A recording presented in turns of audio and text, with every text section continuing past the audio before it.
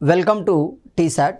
ఈరోజు మనం తెలంగాణ ఉద్యమంలో భాగంగా ఫజల్ అలీ కమిటీ ఏర్పాటు నివేదిక అంటున్నాం. అసలు ఈ ఫజల్ అలీ కమిషన్ ఎందుకు ఏర్పడింది, దేనికి అధ్యక్షుడిగా నియమించబడ్డాడు గమనిస్తే దాన్నే మనము ఎస్ఆర్సి అంటున్నాం. చూడండి, స్టేట్ రీఆర్గనైజేషన్ కమిషన్ అంటున్నాం. అసలు ఈ కమిషన్ ఏర్పడడానికి ఉద్దేశం ఏంటి, ఏ డిమాండ్ను ఫుల్ఫిల్ చేయడానికి ఈ కమిషన్ అనేది ఏర్పాటు చేయబడింది అంటే మనకి అనేక రకాల డిమాండ్లు ఉన్నాయి. అందులో ప్రధానమైన డిమాండ్ మనకి భాషా ప్రయుక్తంగా అంటున్నాం. అంటే భాష ఆధారితంగా రాష్ట్రాల ఏర్పాటు అనేది జరగాలి. మరి ఈ భావన ఇప్పుడే వచ్చిందా అంటే మనకు బ్రిటిష్ ప్రభుత్వ కాలం నుండే కనబడడం జరుగుతుంది. ముఖ్యంగా 1905లో వందే మాతర ఉద్యమ కాలంలోనే దీని యొక్క నేపథ్యం, దీని యొక్క మూలాలు అనేవి కనబడడం జరిగింది. ఎప్పుడైతే భారతదేశానికి వ్యాపార నిమిత్తం వచ్చారో కాలక్రమంలో బ్రిటిష్ వారు భారతదేశాన్ని తమ అధికారంలోకి తీసుకోవడం జరుగుతుంది. అధికార పరిపాలన కోసం, అధికార సౌలభ్యం కోసం బ్రిటిష్ వారు ఎలాంటి ప్రాతిపదిక లేకుండా రాష్ట్రాల ఏర్పాటు అనేది జరుగుతుంది. అక్కడ ఆ సందర్భంలో వాటిని మనము ప్రావిన్సీలుగా భావించాం. కాలక్రమంలో ఆ ప్రావిన్సీల నుండి రాష్ట్రాల ప్రస్తావన అనేది జరుగుతుంది. సో మరి ఇలాంటి నేపథ్యంలో ఈ ఫజల్ అలీ కమిషన్ ఏ విధంగా ఏర్పడింది గమనిస్తే, సో దీన్నే మనము స్టేట్ రీఆర్గనైజేషన్ కమిషన్ అంటున్నాం. దీనికి మరొక పేరే మొదటి ఎస్ఆర్సి అంటున్నాం. అంటే అప్పటి వరకు ఎస్ఆర్సి అనేది ఏర్పడలేదు. ఎప్పుడైతే 1997 ఎన్నికల సందర్భంలో మనకి బీజేపీ కాకినాడ తీర్మానాన్ని ప్రకటించడం జరుగుతుంది. ఒక ఓటు రెండు రాష్ట్రాల సిద్ధాంతాన్ని ప్రకటించడం జరుగుతుంది. క్రమంగా అధికారంలోకి వస్తుంది. 1999 సందర్భంలో కాంగ్రెస్ రెండవ ఎస్ఆర్సిని ప్రకటించాలి అని ప్రభుత్వంపై ఒత్తిడి పెంచడం జరుగుతుంది. కాబట్టి మొత్తం భారతీయ ప్రజాస్వామ్యంలో మొట్టమొదటి ఎస్ఆర్సిగా ఫజల్ అలీ కమిటీని పిలవడం జరుగుతుంది. మరి ఇది ఎప్పుడు ఏర్పాటు చేయబడింది గమనిస్తే 1953 డిసెంబర్ 29న ఏర్పాటు చేయబడింది. అంటే భాషా ప్రయుక్తంగా రాష్ట్రాల పునర్విభజన అనేది సాధ్యమవుతుందా, సాధ్యమైతే ఎన్ని రాష్ట్రాలు ఏర్పడడానికి అవకాశం ఉంటుంది, అలాంటి అంశాల ప్రాతిపదికన ఇది 1953 డిసెంబర్ 29న ఏర్పాటు చేయబడింది. ఏర్పాటు చేయబడిన ఈ ఫజల్ అలీ కమిషన్ ఎప్పుడు తన నివేదికను ఇవ్వడం జరుగుతుంది. ఈ నివేదిక చాలా ముఖ్యమవుతుంది. ఎందుకంటే ఈ నివేదికలో భాగంగా అప్పటికే ఉమ్మడి ఆంధ్రప్రదేశ్ కేంద్రంగా, అంటే క్లియర్గా గమనించండి, ఉమ్మడి ఆంధ్రప్రదేశ్ అంటే 1956లో ఏర్పడింది కాదు. అంటే మద్రాసులో భాగంగా ఉన్న ఆంధ్ర, హైదరాబాద్లో భాగంగా ఉన్న తెలంగాణతో కలవడానికి చేస్తున్న ప్రయత్నమే దాన్ని మనం విశాలాంధ్ర అంటున్నాం. విశాలాంధ్ర ఉద్యమం ఉధృత స్థాయిలో ఉంది. కమ్యూనిస్టుల ఆధ్వర్యంలో అది ప్రజానీకంలో మమేకమవుతుంది. సో ఇలాంటి నేపథ్యంలో ఎలాంటి పరిణామాలు, ఎలాంటి సూచనలు కూడా చేసింది అక్కడ కనబడుతుంది. హైదరాబాదుకు సంబంధించి, తెలంగాణకు సంబంధించి మరియు విశాలాంధ్రకు సంబంధించి ఎలాంటి సూచనలు చేసిందో కూడా ఈ నివేదికలు మనకు స్పష్టంగా కనబడతాయి. దాంతోపాటుగా దేశవ్యాప్తంగా స్టేట్ రీఆర్గనైజేషన్కు సంబంధించిన అంశాలను కూడా ప్రతిపాదించడం జరుగుతుంది. మరి ఇలాంటి అంశాలతో కూడిన తన నివేదికను ఎప్పుడు ప్రకటించింది గమనిస్తే 1955 సెప్టెంబర్ 30న ప్రకటించడం జరుగుతుంది. ఇక్కడ అభ్యర్థులు ఒక విషయాన్ని గమనించాలి. ఏంటి అంటే ఇక్కడ ఒకే క్వశ్చన్లో మొత్తాన్ని ఆన్సర్ ఇవ్వచ్చు. అంటే ఎగ్జామినర్ ప్రిపేర్ చేసే క్వశ్చన్ ఏ విధంగా ఉంటుంది అంటే, క్రింది వాణిలో ఫజల్ అలీ కమిషన్కు సంబంధించి సరికాని వాక్యాన్ని గుర్తించండి, క్రింది వాణిలో ఫజల్ అలీ కమిషన్కు సంబంధించి సరైన అంశాలను గుర్తించండి అంటాడు. అందులో మొత్తం ఇస్తాడు. అది ఎప్పుడు ఏర్పడింది, ఏ నివేదిక ఇచ్చింది, ఎలాంటి నివేదిక ఇచ్చింది, అది చివరగా ఇస్తాడు. మొత్తం ఒకే దాంట్లో ఇవ్వడం జరుగుతుంది. అంటే 1955 సెప్టెంబర్ 30 నాటికి మనకు నివేదిక అనేది రావడం జరిగింది. అసలు ఈ నేపథ్యం ఏంటి, అసలు ఈ ఎస్ఆర్సి రావడానికి గల నేపథ్యం ఏంటి అంటే, మనం బ్రిటిష్ కాలం నుండి జాతీయోద్యమం నుండి రావాలి. మనకి జాతీయోద్యమంలో జరిగిన సంఘటన ఏంటి? సో జాతీయోద్యమంలో కనుక గమనిస్తే ఎప్పుడు 1905 సంవత్సరం ఏం జరిగింది మనకి, లార్డ్ కర్జన్ యొక్క నిర్ణయం ప్రకారం బెంగాల్ పరిపాలనా సౌలభ్యం కోసం విభజించబడుతుంది అన్నారు. కానీ అంతర్గతంగా ఏంటి, జాతీయవాదానికి కారకులైన వ్యక్తులు మొత్తం ఈ బెంగాల్ ప్రెసిడెన్సీలోనే ఉన్నారు. బెంగాల్ ప్రజాస్వామ్యం ప్రజానికంలోనే ఉండడం జరుగుతుంది. ఇలా ఉవ్వెత్తున కొనసాగుతున్న ఈ జాతీయ భావజాలాలని అణచివేయాలి అంటే రెండు ప్రధాన వర్గాలను విభజించాలి. భారతీయ సమాజంలో మొట్టమొదటి అధిక జనాభా కలిగిన వర్గం హిందూ వర్గం, ఆ తర్వాత రెండో వర్గం ముస్లిం వర్గం అవుతుంది. ఈ ఇద్దరి మధ్య విభజన చేస్తే వీటిని మనకు అనుకూలంగా మార్చుకోవచ్చు అనేది వారి యొక్క అంతర్గత నిర్ణయం అవుతుంది. బహిర్గత నిర్ణయం ఏమంటున్నారు, పరిపాలనా సౌలభ్యం కోసం చేస్తున్నాము అంటున్నారు. జనాభా ఎక్కువగా ఉండడం వల్ల సరి అయిన పరిపాలన ప్రజలకు అందించబడటం లేదు. కాబట్టి పరిపాలన సౌలభ్యం కోసమే విభజిస్తున్నాము. ఈ సందర్భంలో భాష భావజాలం బయటికి వస్తుంది. ఎలా అవుతుంది? అప్పటికి బెంగాల్ కేంద్రంగానే హిందూ ముస్లింలు కలిసి ఉన్నారు. కానీ బెంగాల్ విభజన వల్ల ఒక ప్రాంతంలో ముస్లింల మెజారిటీ ఏర్పడుతుంది, ఒక ప్రాంతంలో హిందువుల మెజారిటీ ఏర్పడుతుంది. అవే మనకు గమనించండి, వెస్ట్ బెంగాల్ అంటున్నాము, ఈస్ట్ బెంగాల్ అంటున్నాం. చూడండి, ఇదే ఈస్ట్ బెంగాలే నేటి బంగ్లాదేశ్గా మారుతుంది ఇందిరాగాంధీ సమయంలో. ఇందిరాగాంధీ మద్దతు వల్ల, ఇందిరాగాంధీ ప్రభుత్వం ఆ సందర్భంలో మద్దతు ఇవ్వడం వల్ల మనకి బంగ్లాదేశ్ అనేది ఢాకా రాజధానిగా ఏర్పడుతుంది. ఆనాడు అది ఈస్ట్ బెంగాల్గా పిలువబడుతుంది. అంటే ఇక్కడ ఎవరు మెజారిటీ ఉన్నారు? ముస్లింలు మెజారిటీ ఉన్నారు. ఎవరు మైనారిటీలు అయ్యారు? హిందువులు మైనారిటీ అయ్యారు. ఇక్కడ చూడండి, వెస్ట్ బెంగాల్లో హిందువులు మెజారిటీ అయ్యారు, ముస్లింలు మైనారిటీ అయ్యారు. అదే వాళ్ళకి కావాల్సింది. తద్వారా ఏమవుతుంది? ఈ ఇద్దరి మధ్య వారికి అనుగుణంగా భేదాభిప్రాయాలను సృష్టించడంతో ఇద్దరి మధ్య వైరుధ్యం ఏర్పడుతుంది, వాళ్లకు వాళ్ళే కలహాలు పడతారు. అది వారి పరిపాలనకి ఉపయోగపడుతుంది అనేదే దీని యొక్క సిద్ధాంతం. దాన్ని మనం ఏమంటాం? విభజించు పాలించు అంటాం, డివైడ్ అండ్ రూల్ అంటాం. ఈ నేపథ్యంలో ఈ భాషా భావజాలం అనేది వచ్చింది. మనం భాషాపరంగా మతపరంగా మమ్మలను విడగొట్టకండి అనే ఒక చైతన్యం ప్రజానికంలోకి వచ్చింది. అదే క్రమంగా వందే మాతర నినాద రూపంలో రావడం వల్ల దాన్ని వందే మాతర ఉద్యమంగా పిలుస్తున్నాం. ఇప్పటి నుండి ప్రస్థానం ప్రారంభమవుతుంది. కాలక్రమంలో ఐఎన్సీ ఏర్పాటు చేయబడి ఐఎన్సీ అనేది వివిధ సమావేశాలు నిర్వహించింది, ప్రజల యొక్క సమస్యలను ప్రస్తావించింది. ఆ సమస్యలలో ఈ భాషా ప్రాతిపదిక రాష్ట్రాల ఏర్పాటు సమస్యను ప్రధాన సమస్యగా తీసుకుంది. 1930 తర్వాత ఆ సమస్యని మరింత ఉధృతం చేయడం జరిగింది, మద్దతు ఇవ్వడం జరిగింది. రాబోయే స్వతంత్ర భారతదేశంలో ఈ సమస్యకు పూర్తి స్థాయిలో పరిష్కారం చూపుతాము అని ప్రజలను ఉద్దేశించి ప్రసంగాలు చేయడం జరిగింది ఐఎన్సీ. సో అలాంటి క్రమంలోనే దేశానికి స్వాతంత్రం లభిస్తుంది 1947 ఆగస్టు 15న. 1947 భారత స్వాతంత్ర చట్టం ప్రకారం జూలై 18న ఆమోదం పొందడంతో 1947 ఆగస్టు 15న దేశానికి స్వాతంత్రం అనేది వచ్చింది. స్వాతంత్రం రాగానే మొదటి ప్రభుత్వం కొలువుదీరుతుంది. ఎవరి ఆధ్వర్యంలో? జవహర్లాల్ నెహ్రూ ఆధ్వర్యంలో కొలువుదీరడం జరుగుతుంది. మరి అలాంటి ప్రభుత్వానికి వచ్చిన అతిపెద్ద అడ్డంకి ఏంది? భాషా ప్రయుక్త రాష్ట్రాలు. సో ప్రజలు మీరు అన్నారు కదా, జాతీయోద్యమ సందర్భంలో భాషా ప్రాతిపదికన రాష్ట్రాలను ఏర్పాటు చేస్తాము. కాబట్టి ప్రజానికం నుండి ఉద్యమాలు ప్రారంభమయ్యాయి, ప్రభుత్వాలపై ఒత్తిడి పెంచడం జరిగింది. మొదటి ప్రభుత్వం తనకు వచ్చిన సమస్యను పరిష్కరించడం కోసం అసలు భాష ఆధారితంగా రాష్ట్రాల ఏర్పాటు జరగవచ్చా, జరిగితే ఏ విధంగా జరగాలి, జరగకుండా ఎందుకు జరగకూడదు, సో లోతైన విశ్లేషణ కోసం మొదటిసారిగా కమిటీని ఏర్పాటు చేయడం జరుగుతుంది. దాన్ని మనం ఏమంటున్నాం? లింగ్విస్టిక్ ప్రావిన్సీ కమిషన్ అంటున్నాం. లింగ్విస్ట్ అంటే లాంగ్వేజ్ అవుతుంది. సో ప్రావిన్సీ కమిషన్ను ఏర్పాటు చేస్తారు. దానికి ఎస్కే ధర్ కమిషన్ అంటాం. ధార్ లేదా ధర్ కమిషన్ అంటాం. DHAR రాస్తాం. మనం గమనించాలి. సో జాతీయ ఉద్యమ సమయంలోనే మనకి ఈ భావజాలం అనేది బయటికి వచ్చింది. సో క్రమంగా మనకి ఎస్కే ధార్ కమిటీ ఏర్పాటు చేయబడుతుంది. మరి ఈ కమిటీ యొక్క ఉద్దేశం ఏంటి అంటే భాషా ప్రాతిపదికన రాష్ట్రాల ఏర్పాటు చేయవచ్చా, పునర్వ్యవస్థీకరణ చేసే అవకాశం ఉంటుందా? కానీ ఈ కమిటీ తిరస్కరిస్తుంది. ఎందుకంటే అప్పుడప్పుడే దేశానికి స్వాతంత్రం వచ్చింది, అనేక సమస్యలు ప్రజానీకంలో ఉన్నాయి, వాటిని ఫస్ట్ తీర్చాలి. ఇది అతిపెద్ద సమస్యే అవును, కానీ అంతకంటే ముందు దేశం స్థిరత్వంలోకి వెళ్ళాలి, పరిపాలనా సౌలభ్యంలోకి వెళ్ళాలి, అప్పుడు ఆలోచిస్తే బాగుంటుందనేది దాని యొక్క నిర్ణయం రావడం జరుగుతుంది. సో క్రమంగా ప్రభుత్వాల నుండి క్రమంగా ప్రజానీకం నుండి ఉద్యమాలు లేవనెత్తబడడంతో ఈ కమిటీ నివేదికను తిరస్కరిస్తున్నారు. సో ప్రజా ఉద్యమాలు మరింత ఉధృతంగా మారుతున్నాయి. 1948లో భారతదేశ ప్రభుత్వం భాషా ప్రాతిపదికన రాష్ట్రాలను నిర్వహించే సాధ్యాసాధ్యాలను అమలు చేయడం కోసం, వాటిని పరిశీలించడం కోసం ఎస్కే ధార్ అధ్యక్షతన భాషా ప్రావిన్సీ కమిషన్ను నియమించడం జరుగుతుంది. సో దీనికి ఇచ్చిన ప్రాతిపదిక ఏంటి? కమిషన్ రాష్ట్రాల పునర్వ్యవస్థీకరణ యొక్క భాషా ప్రాతిపదికను తిరస్కరించింది.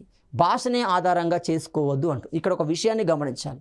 అందరూ ఏమనుకుంటారు? ఎస్కే ధార్ కమిషన్ భాషా ప్రాతిపదిక రాష్ట్రాల ఏర్పాటు తిరస్కరించింది అని. కానీ తిరస్కరించలేదు. ఇక్కడ ఏమంటుంది అంటే రాష్ట్రాన్ని పునర్వ్యవస్థీకరించడం కోసం లేదా రాష్ట్రాన్ని ఏర్పాటు చేయడం కోసం ఒక భాషను మాత్రమే ప్రాతిపదికన తీసుకోకూడదు. ఎందుకు తీసుకోకూడదు? భారతదేశం గమనిస్తే మతాల ప్రయోగశాలగా పిలువబడుతుంది. అనేక మతాలు, ప్రతి మతం ప్రత్యేకమైన భాషను కలిగి ఉంటుంది. ఒకవేళ భాషని ఆధారంగా తీసుకొని రాష్ట్రాన్ని ఏర్పాటు చేస్తే, ప్రతి భాష రాష్ట్రాన్ని కోరుకుంటే దేశం మొత్తం చిన్నాభిన్నమవుతుంది, దేశ సమగ్రత అనేది చిన్నాభిన్నమవుతుంది. కాబట్టి దాంతోపాటు మరిన్ని క్రైటీరియాలు తీసుకోమని చెప్తుంది. అంటే వ్యతిరేకించడం కాదు, ఆ అంశమే ప్రధాన అంశంగా ఉండడం బాగుండదు. వాటితో పాటు మరిన్ని అంశాలు తీసుకుంటే భవిష్యత్తులో ఉద్యమాలు రాకుండా మనం ఆపు చేయవచ్చు, దేశ సమగ్రతను కాపాడవచ్చు అనేది దీని యొక్క ఉద్దేశం. మరి ఏం చెప్పింది? భాషతో పాటు ఎలాంటి ప్రాతిపదికలు తీసుకోమంది, రాష్ట్రాన్ని పునర్వ్యవస్థీకరించే సందర్భంలో ఎలాంటి ప్రాతిపదికలు తీసుకోవాలి అంటుంది. ఫస్ట్ ప్రాతిపదిక భౌగోళిక సారూప్యత అంటున్నాం. ఇది చాలా చాలా ఇంపార్టెంట్. భౌగోళిక సారూప్యత అనేది ఒక వ్యక్తి యొక్క జీవన విధానాన్ని, నడవడికని, సాంప్రదాయ ఆచార వ్యవహారాన్ని అది ప్రభావితం చేయడం జరుగుతుంది. ఉదాహరణకి భారతదేశంలో గమనించండి, ఉత్తర భారతీయుల యొక్క ప్రధాన ఆహారం ఏమవుతుంది? గోధుమ.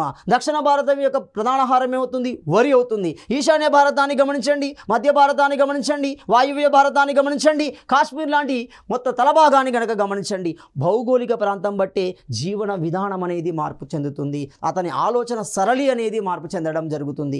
కాబట్టి భౌగోళిక సారూప్యతను కూడా తీసుకోండి. ఇక్కడ ఇంకో లోతుగా గమనిస్తే, ఇప్పుడు ఇనుము ఖనిజాన్ని కనుక గమనించండి, అవి కొన్ని ప్రాంతాలలో మాత్రమే కేంద్రీకృతమయ్యాయి. బొగ్గు ఖనిజాన్ని గమనించండి, అవి కొన్ని ప్రాంతాలలో మాత్రమే కేంద్రీకృతమయ్యాయి. మరి అలాంటి ఆ కేంద్రీకృతమయ్యే వనరులతో కూడిన ఒక రాష్ట్రాన్ని ఏర్పాటు చేస్తే దానికి యూజ్ అవుతుంది, ఇంకో ప్రాంతానికి నష్టం అవుతుంది. కాబట్టి దీని ఒక క్రైటీరియాగా తీసుకోండి. దేన్ని క్రైటీరియాగా? భౌగోళిక సారూప్యతని మొదటి క్రైటీరియాగా తీసుకోండి. రెండో క్రైటీరియా ఆర్థిక స్వావలంబన అంటున్నాం. తొందరపడి ఒక రాష్ట్రాన్ని పునర్వ్యవస్థీకరిస్తే అది భవిష్యత్తులో మనుగడ సాధించగలదా, అది గమనించాలి. సరే, ఆనాటికి ఆ నిర్ణయం ప్రకారం ఒక రాష్ట్రాన్ని ఏర్పాటు చేస్తాం, అది బాగానే ఉంది, ప్రజల నుండి డిమాండ్ వచ్చింది, బాగానే ఉంది. కానీ భవిష్యత్తులో వీళ్ళు మనగలుగుతారా? ఒక రాష్ట్రానికి ఉండే అన్ని వ్యవస్థలను వాళ్ళు సిద్ధం చేసుకోగలుగుతారా? దాన్ని కూడా చూడాలి. మరి ఏ విధంగా చూస్తాం ఆర్థిక స్వావలంబన? ఆ ఏర్పాటు చేయబడే రాష్ట్ర పునర్వ్యవస్థీకరణకి సంబంధించిన వనరులను ప్రధానంగా తీసుకోవడం జరుగుతుంది. కాబట్టి ఆర్థిక స్వావలంబనను కూడా తీసుకోమంటున్నాడు. మూడోది పరిపాలనా సాధ్యతను కూడా తీసుకోమంటున్నాడు. చాలా చాలా ఇంపార్టెంట్. సో పరిపాలనా సాధ్యత ఉంటుందా? 3. 4 అభివృద్ధి సంభావ్యతను తీసుకోండి. అంటే భవిష్యత్తులో అభివృద్ధి చెందడానికి అవకాశాలు ఉన్నాయా, అక్కడ ఎలాంటి వనరులు ఉన్నాయి, ఎలాంటి పరిస్థితులు ఉన్నాయి, వాటిని ఏ విధంగా ఉపయోగించుకోవచ్చు, ఎక్కడ ఉపయోగించుకోవచ్చు, ఎలాంటి అభివృద్ధిని సాధించవచ్చు. కాబట్టి అభివృద్ధి సంభావ్యతను కూడా తీసుకోమంటున్నాడు. సో ఇలాంటివి భాషతో పాటు వీటిని తీసుకుంటే మంచిగుంటుంది, భవిష్యత్తులో సమస్యలు రావడానికి చాలా తక్కువ అవకాశం ఉంటుంది అని చెప్తుంది. సో మొత్తంగా ఈ కమిటీ తన నివేదికని 1948 డిసెంబర్ 10న సమర్పించడం జరుగుతుంది. సో అంటే సింపుల్గా భాషను ఆధారంగా చేసుకొని రాష్ట్రాలను పునర్వ్యవస్థీకరించడం కుదరదు. దానితో పాటు మరిన్ని అంశాలను పరిగణలోకి తీసుకోవాలి. కానీ ప్రజలు ఏమంటున్నారు? జాతీయోద్యమం నుండే భాషా ప్రాతిపదికనే మమ్మలను పునర్వ్యవస్థీకరించాలి అంటున్నారు. కాబట్టి దానికి వ్యతిరేకమే అవుతుంది కదా. కాబట్టి ఉద్యమాలు మరింత ఉధృతమవుతున్నాయి. ఇలాంటి సందర్భంలోనే INC సమావేశం అనేది నిర్వహించబడుతుంది. ఇక్కడ 2 ప్రశ్నలు ఉత్పన్నమవుతాయి, బాగా గమనించండి. దేశానికి స్వాతంత్రం వచ్చిన సందర్భం 1947, దీనికి ముందు, దీనికి తర్వాత. ఎప్పుడు? 1946 అంటున్నాం. 1946 మీరట్ సమావేశం అంటున్నాం. ఇది ఇంపార్టెంట్. అంటే దేశానికి స్వాతంత్రం వచ్చే సందర్భంలో జాతీయ కాంగ్రెస్ సమావేశం ఎక్కడ నిర్వహించబడింది? మీరట్ కేంద్రంగా నిర్వహించబడడం జరుగుతుంది. ఎవరి అధ్యక్షతన? కృపాలిని అధ్యక్షతన నిర్వహించబడడం జరుగుతుంది. స్వాతంత్రం వచ్చిన తర్వాత మొదటి INC సమావేశం ఎక్కడ నిర్వహించబడింది? జైపూర్ కేంద్రంగా నిర్వహించబడింది. ఇది ఇంపార్టెంట్. సో మనకి జైపూర్ సమావేశం అంతలోనే ఉత్పన్నమవుతుంది. ఎందుకంటే డిసెంబర్ 10న నివేదిక ఇచ్చింది. ప్రతి సంవత్సరం చివరి నెలలో అంటే నవంబర్ 6 డిసెంబర్లో జాతీయ కాంగ్రెస్ సమావేశాలు నిర్వహించుకునే సాంప్రదాయం కొనసాగుతుంది. కాబట్టి జైపూర్ సమావేశం నిర్వహించబడుతుంది. సో ఆ జైపూర్ సమావేశంలో ఈ SK ధార్ కమిటీ యొక్క నివేదిక చర్చించబడడం జరుగుతుంది. మరి ఈ కమిటీలో ఎవరున్నారు, ఏ విధంగా నివేదికను రూపొందించారు గమనిస్తే, సో సభ్యులు గమనిస్తే SK Dhar Allahabad high court retired న్యాయమూర్తి అవుతున్నాడు. SK ధార్ లేదా ధర్ అంటున్నా. 2 జగత్ నారాయణ్ లాల్. ఎవరి జగత్ నారాయణ్ లాల్? గమనిస్తే న్యాయవాది మరియు రాజ్యాంగ అసెంబ్లీ సభ్యుడు అవుతున్నాడు. అదేవిధంగా పన్నలాల్. ఎవరి పన్నలాల్? అలహాబాద్ హైకోర్టు రిటైర్డ్ న్యాయమూర్తి అవుతున్నాడు. ఎవరు? పన్నలాల్ ఇలాంటి వ్యక్తులు అందులో సభ్యులుగా ఉండడం జరుగుతుంది. సో ఈ కమిటీ నివేదికలో భాషాపరమైన అంశాల కంటే పరిపాలనా సౌలభ్యం ఆధారంగానే రాష్ట్రాలను పునర్వ్యవస్థీకరించాలని ఖరాఖండిగా తన చివరి అంశంగా అది ప్రతిపాదించడం జరుగుతుంది. సో ఇలాంటి క్రమంలోనే మనకు జేవీపీ కమిటీ అనేది వచ్చింది. మరి జేవీపీ కమిటీ ప్రస్థానం ఏ విధంగా ప్రారంభమవుతుంది? భాషా ప్రాతిపదికన దాని అంశాన్ని పరిశీలించడం కోసం ఏర్పాటు చేయబడిన ఎస్కేదార్ కమిటీ దాన్ని తిరస్కరించడంతో ప్రజా ఉద్యమాలు జరుగుతున్నాయి. అలాంటి సందర్భంలోనే జైపూర్ సమావేశం జరుగుతుంది. జైపూర్ సమావేశ కేంద్రంగా ఆనాటి కాంగ్రెస్ ప్రభుత్వం ప్రజలకు మరో హామీని ఇవ్వడం జరుగుతుంది. ఈ అంశాన్ని మరింత లోతుగా పరిశీలించడం కోసం 3 సభ్యులతో కూడిన కమిటీ ఏర్పాటు చేయబోతున్నాం. దాన్నే జేవీపీ కమిటీ అంటున్నాం. అందులో ఫుల్ ఫామ్లో షార్ట్ ఫామ్ తీసుకోవడం జరుగుతుంది. ఉదాహరణకు గమనిస్తే ఇక్కడ జవహర్లాల్ నెహ్రూ నుండి జేని తీసుకున్నారు, వల్లభాయ్ పటేల్ నుండి వీని తీసుకున్నారు, పట్టాభి సీతారామయ్య నుండి పి తీసుకున్నారు. మరి ఎవరి పట్టాభి, ఎవరి వల్లభాయ్, ఎవరి జవహర్లాల్ నెహ్రూ? దేశ చరిత్రలోనే, రాజకీయ చరిత్రలోనే మనం గమనిస్తే అత్యధిక కాలం ప్రధానమంత్రిగా కొనసాగిన వ్యక్తి జవహర్లాల్ నెహ్రూ. దేశానికి మొట్టమొదటి ప్రధానిగా కొనసాగిన వ్యక్తి జవహర్లాల్ నెహ్రూ అవుతున్నాడు. సో వాదానికి భారతదేశంలో పూజారిగా పిలువబడుతున్నాడు మనకి జవహర్లాల్ నెహ్రూ. అదే క్రమంలో వల్లభాయ్ పటేల్, సర్దార్ వల్లభాయ్ పటేల్ బార్డోలి తీర్మానాన్ని, బార్డోలి సత్యాగ్రహాన్ని నిర్వహించడం జరుగుతుంది. బార్డోలి వీరుడుగా పిలువబడుతున్నాడు సర్దార్ వల్లభాయ్ పటేల్. భారత ఉక్కు మనిషిగా పిలువబడుతున్నాడు. అతని నిర్ణయాలు అంత కఠినంగా ఉండడం జరుగుతుంది. ఆనాటి స్వదేశీ సంస్థానాలు దేశంలో విలీనం కావడంలో క్రియాశీలకంగా వివరించిన వ్యక్తి సర్దార్ వల్లభాయ్ పటేల్. భారతదేశానికి మొట్టమొదటి హోమ్ మినిస్టర్గా, భారతదేశానికి మొట్టమొదటి ఉప ప్రధానిగా కొనసాగిన వ్యక్తి సర్దార్ వల్లభాయ్ పటేల్ అవుతున్నాడు. రాష్ట్రాల అవుతుంది స్వదేశీ సంస్థానాలు దేశంలో విలీనం కావడానికి కావలసిన కమిటీ చైర్మన్గా ఉన్న వ్యక్తి సర్దార్ వల్లభాయ్ పటేల్ అవుతున్నాడు. మరి ఎవరి? పట్టాభి సీతారామయ్య, ప్రముఖ గాంధేయవాది అవుతున్నాడు. జన్మభూమి పత్రికను స్థాపించడం జరుగుతుంది. భారత జాతీయ కాంగ్రెస్ పుస్తకాన్ని రాసిన వ్యక్తి పట్టాభి సీతారామయ్య అవుతున్నాడు. మొదటిసారిగా 1948లో గాంధీజీ మరణించిన సందర్భంలో ఇతను ఒక ప్రకటన చేస్తాడు. గాంధీ మరణించవచ్చు కానీ గాంధీయిజం మరణించదు అనే స్టేట్మెంట్ ఇచ్చిన వ్యక్తి పట్టాభి సీతారామయ్య. ఇలాంటి 3తో కూడిన జేవీపీ కమిటీ అనేది రూపుదిద్దుకోవడం జరుగుతుంది 1948 డిసెంబర్ నెలలోనే. ఎగ్జాక్ట్ డేట్ కనుక గమనిస్తే 1948 డిసెంబర్ 18న ఈ జేవీపీ కమిటీ అనేది ఏర్పడింది. మరి ఈ కమిటీలో ఎంతమంది ఉన్నారు? ఒక కమిటీలో ఉన్న సభ్యులను బట్టి ఆ కమిటీ పేరు పెట్టడం జరుగుతుంది. ఒకవేళ ఆ కమిటీలో ఒకే సభ్యుడు కనుక ఉంటే ఏకసభ్య కమిటీ అవుతుంది. ఉదాహరణకి గిర్గ్లానీ కమిషన్ అనేది ఏకసభ్య కమిటీ అవుతుంది. సుందరేషన్ కమిటీ అనేది ఏకసభ్య కమిటీ అవుతుంది. అదేవిధంగా ఒక కమిటీలో 2 సభ్యులు ఉంటే దాన్ని ద్విసభ్య కమిటీ అంటున్నాం. ఒకవేళ కమిటీలో 3 సభ్యులుంటే దాన్ని త్రిసభ్య కమిటీ అంటున్నాం.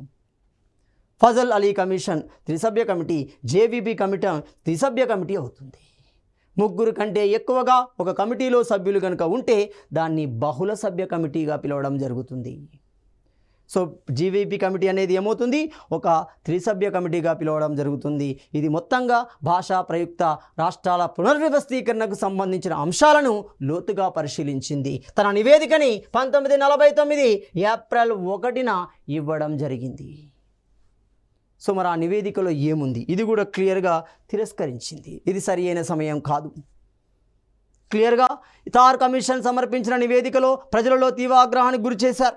ఫలితంగా 1948 జైపూర్ సమావేశంలో తార్ కమిషన్ యొక్క సిఫార్సులని పరిశీలించడానికి ఈ కమిటీ ఏర్పాటు చేసింది. ఆ సిఫార్సులను పరిశీలించింది. ఆ సిఫార్సులలో వాస్తవాన్ని కూడా ఈ కమిటీ గుర్తించింది. ఏమంటుంది? గుర్తించి తన నివేదికలో రాష్ట్రాల పునర్వ్యవస్థీకరణకు సంబంధించిన భాషాపరమైన అంశాన్ని ఇది కూడా తిరస్కరించింది. అంటే తిరస్కరించడం మీన్స్ భాష ఆధారితంగా రాష్ట్రాల పునర్వ్యవస్థీకరణ సరి అయిన నిర్ణయం కాదు, దాంతోపాటు మరిన్ని తీసుకోమని చెప్పడం దీని యొక్క ఉద్దేశం. క్లియర్ గమనిస్తే దేశం యొక్క భద్రత, ఐక్యత, ఆర్థిక శ్రేయస్సు ఆధారంగా రాష్ట్రాల పునర్వ్యవస్థీకరణను ఈ కమిటీ సిఫార్సు చేయడం జరుగుతుంది. అంటే మనం ఏర్పాటు చేసే రాష్ట్రాల పునర్వ్యవస్థీకరణ దేశ భద్రతకు కానీ దేశ సమగ్రతకు కానీ ఎలాంటి ఆటంకం కలిగించకూడదు. ఎందుకంటే మనం ప్రారంభ దశలోనే ఉన్నాం. ఒకవేళ ఆటంకం జరిగితే పాకిస్తాన్ల రూపంలో మరిన్ని దేశాలు ఏర్పడే అవకాశం ఉంటుంది. అప్పటికే ఖలిస్తాన్ రూపంలో వాయువ్య భారతంలో భారీ స్థాయిలో ఉద్యమం కొనసాగుతుంది. కాబట్టి ఇలాంటివి మరిన్ని అవకాశాలు ఏర్పడకుండా ఉండాలి, దేశ సమగ్రత ఉండాలి. ఆ కోణంలోనే ఈ నిర్ణయం అనేది పరిశీలించబడాలి అనేది ఈ కమిటీ యొక్క నిర్ణయం అవుతుంది.